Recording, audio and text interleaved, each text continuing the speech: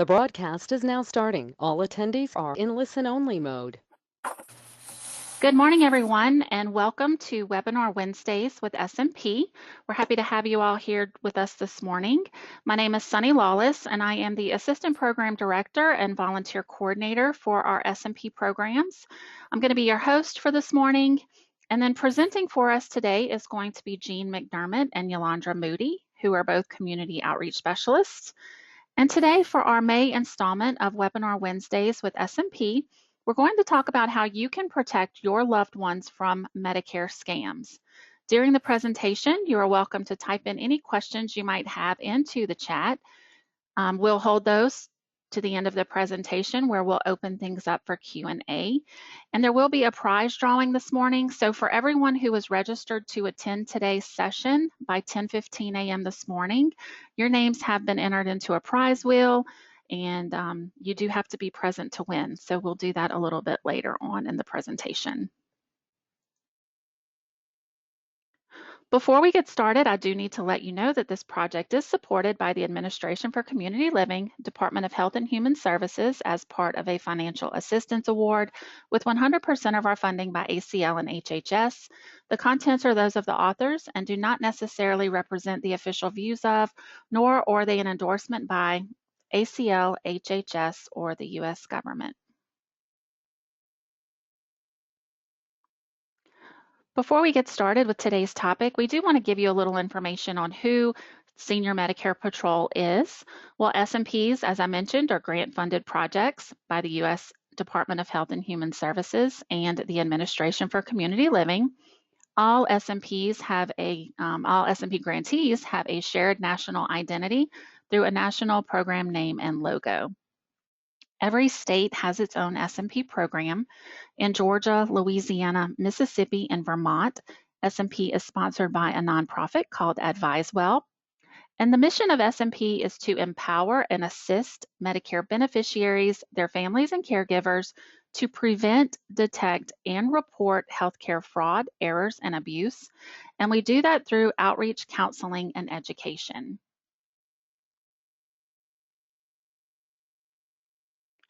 Now, before I turn things over to Jean, who's going to get us started with today's presentation, we do have a quick polling question for you. And today's question is are you currently or have you ever been a caregiver to a loved one or friend? So we're going to go ahead and launch the poll. The answer is yes or no. If you would go ahead and lock in your answers now. Are you currently or have you ever been a caregiver to a loved one or a friend? We'll give everyone a few seconds to lock in an answer.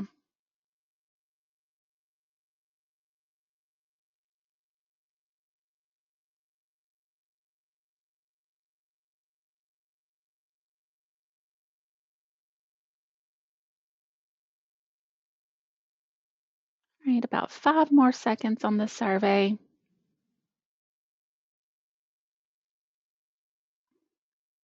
All right, so let's see. The results of our poll are, it looks like about 86% said yes, you have cared for a loved one or a friend before, and about 14% of you have said no.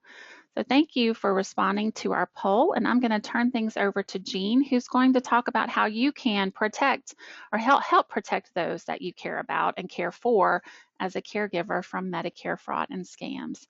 Jean? Thank you, Sunny, and good morning, everyone. The first thing that we would like you to consider is to educate yourself and them. By guarding their card, remind them that they should never give their Medicare number to a stranger, and let them know that Medicare will not call them to ask them for their Medicare number. Remind them, and when I say them, I mean the beneficiaries, that scammers often manipulate caller ID to appear as a legitimate organization. It could appear as though Medicare is calling, but it is most likely a scammer because we know Medicare does not make phone calls. This is called spoofing. The phone is often the gateway to fraud and scams.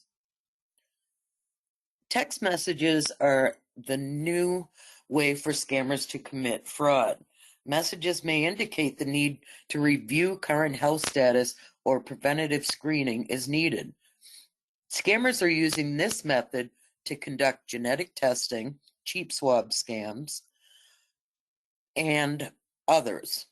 Okay, but we know that Medicare will never call, text, or email. Okay, so another thing you can do is carry the Medicare only when you're going to the doctor. Remove it from their purse or wallet and keep it safe at home. Treat their Medicare card like it is a credit card. Also, help your beneficiaries to keep a record of the medical visits, tests, and procedures in a healthcare journal or calendar. Keep track of dates and physicians' names. It's very important. Shred your personal documents, such as the Medicare summary notices, the MSNs, and the explanation of benefits, the EOBs, when they are no longer useful, which is generally 3 years after you receive them. Do not throw them in the garbage because someone could get a hold of the Medicare number. Regularly review bank statement, credit card bills, and financial accounts for unexplained withdrawals, sudden changes, or other suspicious activity. And I'm sure most of you are doing a great job with that. So why is it important to protect their Medicare information? Well, what can happen is if your scammers steal your loved one's Medicare information, they could become a victim of medical identity theft. They could also be denied medical services or equipment due to a compromised Medicare number. And a compromised Medicare number generally means it was stolen. They could also have inaccurate information on their medical records, like a false diagnosis or inaccurate lab results. Medicare could also be charged for services or equipment that they do not need or never received. That would be durable medical equipment fraud, and that's very common. They could be held financially responsible for medical services or equipment that they do not need or never received.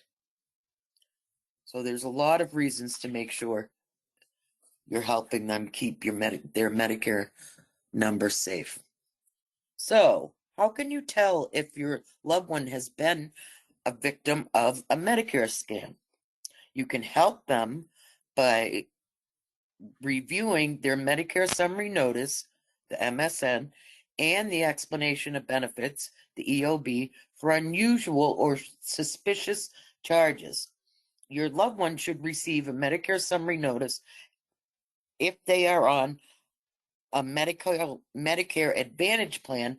They'll receive an explanation of benefits after they receive the healthcare services.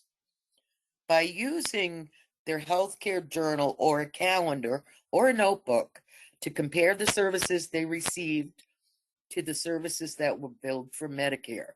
Check that the medical appointments, there's not medical appointments that they did not attend, that they did not receive, or services that were billed twice.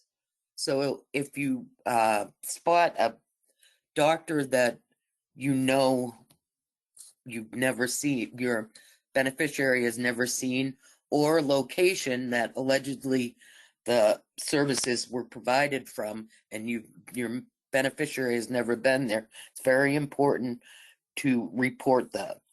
So take notice.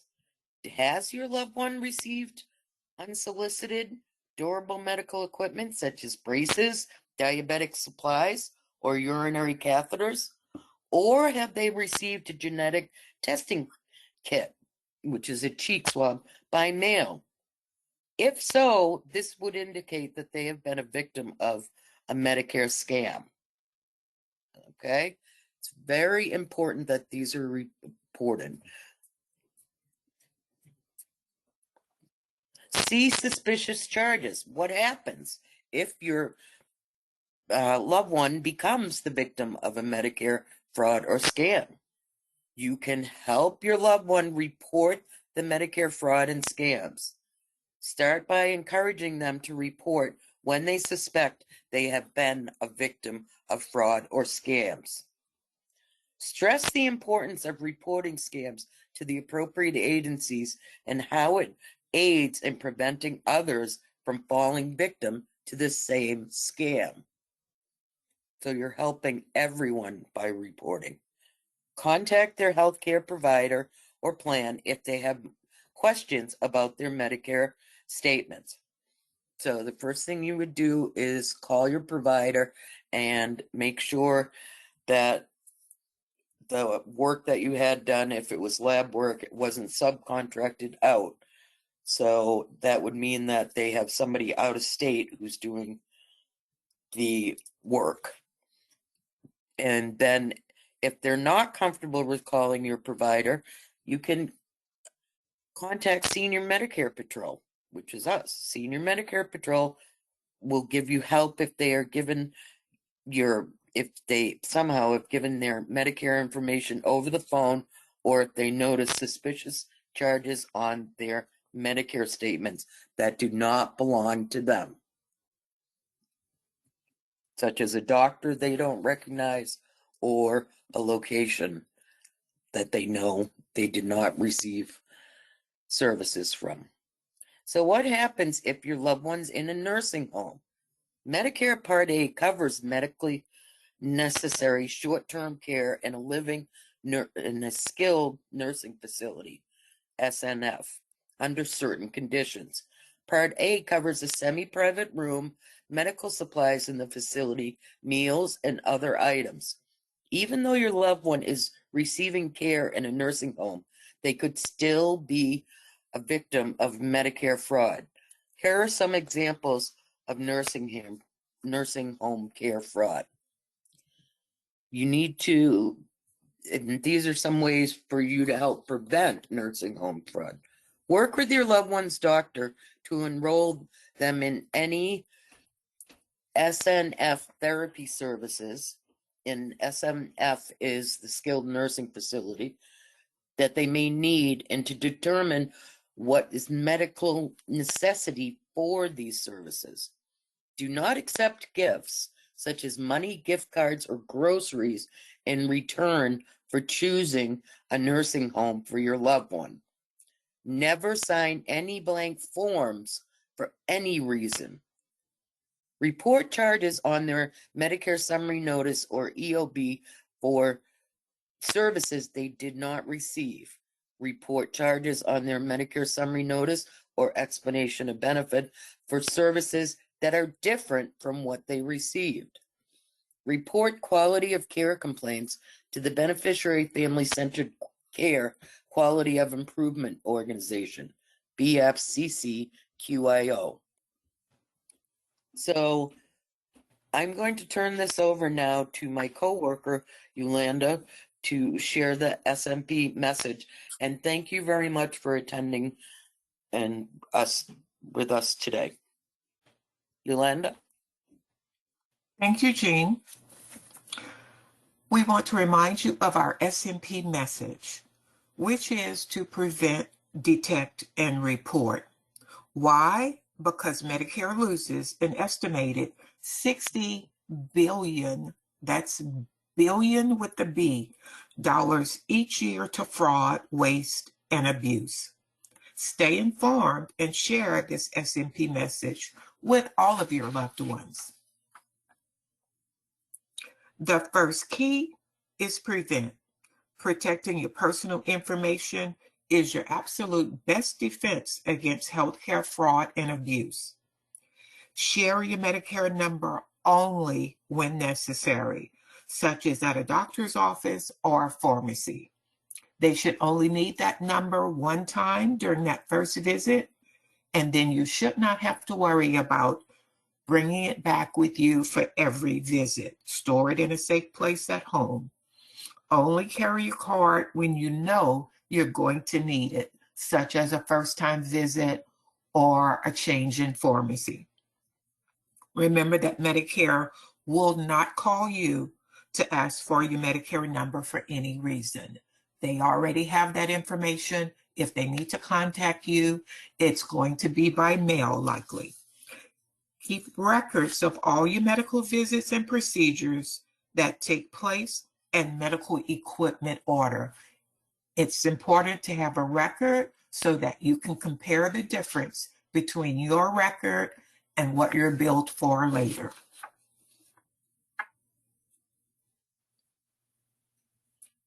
The second key is detect. Knowing how to spot suspicious activity can help you stop healthcare fraud and abuse in its tracks. Review your Medicare summary notice or your explanation of benefits. Your Medicare summary notice is mailed to you by Medicare every 6 months. If you have a Medicare Advantage plan, you'll receive an explanation of benefits after you receive healthcare services. Compare your statements to your personal records. Look for the following: medical appointments you did not attend or were double billed for. Medical equipment such as braces, catheters, or diabetic supplies you did not order or receive. Check every statement and look for those things. The third and final key is your report. If you suspect you have been a target of fraud, report it. This will help you and others that are at risk for healthcare scams. Here are some steps to report suspicious behavior. If you receive a suspicious call, don't give out any personal information. Date of birth, social security number, nothing. Report the call immediately to SMP. If you have questions about your Medicare statements, call your healthcare provider or a plan. If you aren't comfortable calling your provider for any reason, or you aren't satisfied with the response you receive, call SMP at our 877 hotline number shown on your screen. We are here to help, and we want you to feel comfortable knowing that you can call us at any time. In addition to reporting fraud using our toll-free hotline, you can also visit our website, www.stopmedicarefraud.org, or you can click on the orange Report Fraud button. I'm going to turn it over now to Sunny, who will provide some closing information for you. Thank you all for attending. All right, thank you, Yolanda and Jean, for that information. And just please keep in mind, we are always looking for individuals to join our fight against Medicare fraud. Our volunteers receive the basics of Medicare and information on healthcare errors, fraud, abuse, and scams. Volunteers give presentations like the one we're giving today and attend community events in person at places like senior centers and independent living facilities, just anywhere that seniors congregate. And we also offer other engagement opportunities where volunteers participate in our bi-monthly webinars and various continuing education and training opportunities throughout the year. Volunteering for our program is extremely flexible and is done on an as-needed basis. Our volunteers really determine how often they would like to participate. So if you think this is something you would be interested in learning more about, please give us a call at our toll-free hotline number, and we would be happy to answer any questions that you might have about the process. You can also stay engaged and up to date on the latest scams impacting older adults in your community by scanning the QR code that's on your screen. This will bring you to a link tree, which brings you to links to all of our Facebook pages, YouTube, and our podcast, which is Sip and Learn with SMP. Our state-specific Facebook pages especially are a great resource for older adults and their partners to find out about hot scams happening as soon as we learn about them from reports that are called in to us by beneficiaries and our community partners. And together we can fight Medicare fraud. We do have the toll-free hotline that we mentioned earlier, but we also have a website, stopmedicarefraud.org. We would love to, if you have a request for us to attend an event that you might have, or if you have a group of seniors that you would be interested in us sharing our fraud prevention message to, please feel free to reach out. Our website can be viewed in multiple languages by adjusting the language tab at the top right portion of the screen. So next month, we will be covering volunteering for SMP. Our topic is going to be Answer the Call, SMP Needs You. So you'll be learning more about our volunteer opportunities and how you can help stop Medicare fraud. The webinar is scheduled for Wednesday, June 24th at 10:30 Central Time. So just be on the lookout for registration information in the coming weeks. All right, and now it is time for our prize drawing. So everyone who was registered to attend today's presentation by 10:15 this morning, you were entered onto our prize wheel for a chance to win a $25 Amazon e-gift card. If you give me just one moment, let me find that.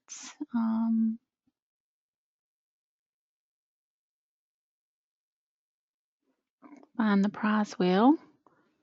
Let's see.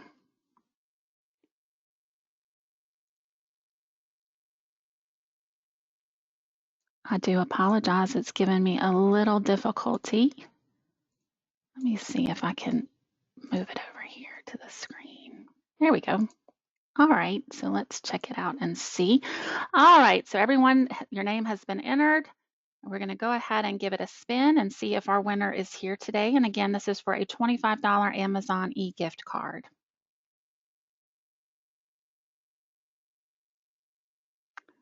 Let's see. I don't see where Miss Nita is on today, so we'll go ahead and give it another shot.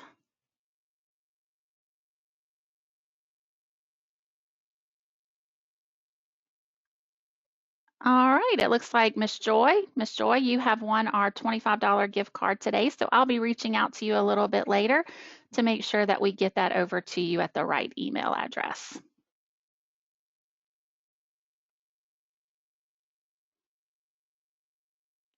Now let's see if we can get back over to the screen. There we go. Looks like it advanced one more. There we go. So if you have any questions before we wrap up today, we can go ahead and open it up now for Q&A. If you have a question about the information that was presented or just about the program in general, please feel free to raise your hand and we'll unmute your line and you can ask your question. And while we do that, I will check the chat just to see if we had any messages come through that way.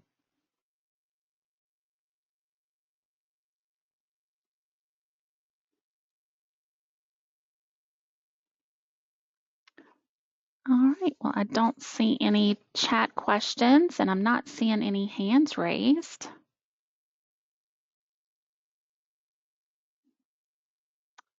Oh, let's see, Miss Joy, you have your hand raised. Miss Joy, I have unmuted your line. You just have to unmute your phone and you can ask your question.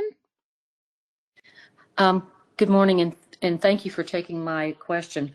Sure. As a volunteer, is it okay for us to mail potential, say for instance, a church that you think might be, that have a large congregation and most likely seniors, is it okay for us to mail to them our informational pamphlet to them?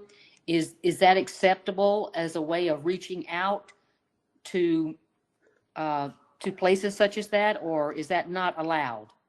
That's a great question, Miss Joy, and it is allowed. We actually have a letter already drafted. So if you know of locations that you feel would benefit from the message, you could just send that information to us and we could mail it on your behalf. We already have the letter ready and set, and Okay. we'll send it along with the brochure and any other information that we feel is important at that particular time. But yeah, definitely, if you have contacts like that again you feel would benefit from the message, just let us know and we can send that information out. Sounds good. Thank you. Yeah, of course. Thank you. That was a good question. All right, everyone. Well, this is going to conclude our presentation today on protecting your loved ones from scams. Thank you again, Yolanda and Jean, for the information you provided today. Be on the lookout in your email. I will be sending a thank you with a link to a short survey. And we would appreciate it if you would complete the survey just to let ACL know how we did with today's presentation. We appreciate you all joining us again today, and we hope to see you all again soon. So everyone take care.